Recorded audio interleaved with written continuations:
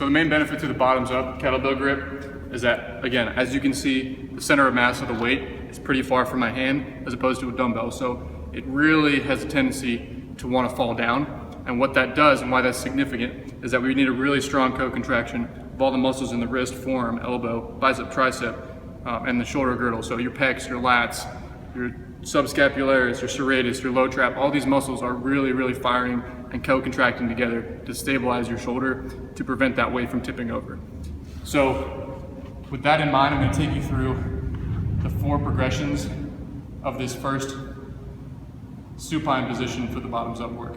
Okay, so the very first and most basic is just a regular floor press. And what's significant about this is that this is really grooving extremely efficient patterns, because any deviation from that optimal pattern, any deviation, elbow coming out, wrist coming in, and that weight is going to fall. So the weight is self-correcting the movement itself. Any deviations from perfect form, and the weight's going to let you know. Okay, the second variation here is a protraction. So this is a serratus activation right here, where we're going to start at the top of that press and punch up.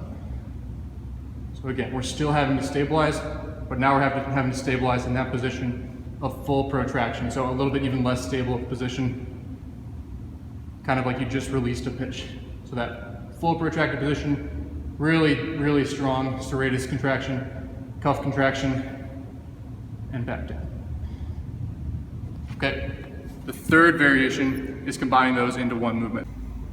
The third variation, again, we're going to combine both movements in one, so it's going to be a press into a punch.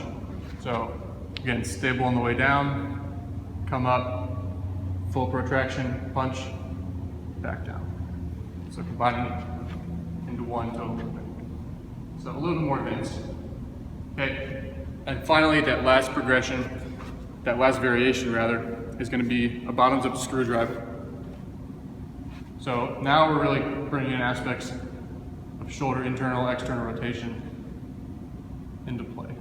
So not only are we having to contract hard just to stabilize the kettlebell from falling, but now we're kind of bringing that extra plane, that transverse plane, that extra dimension into the movement.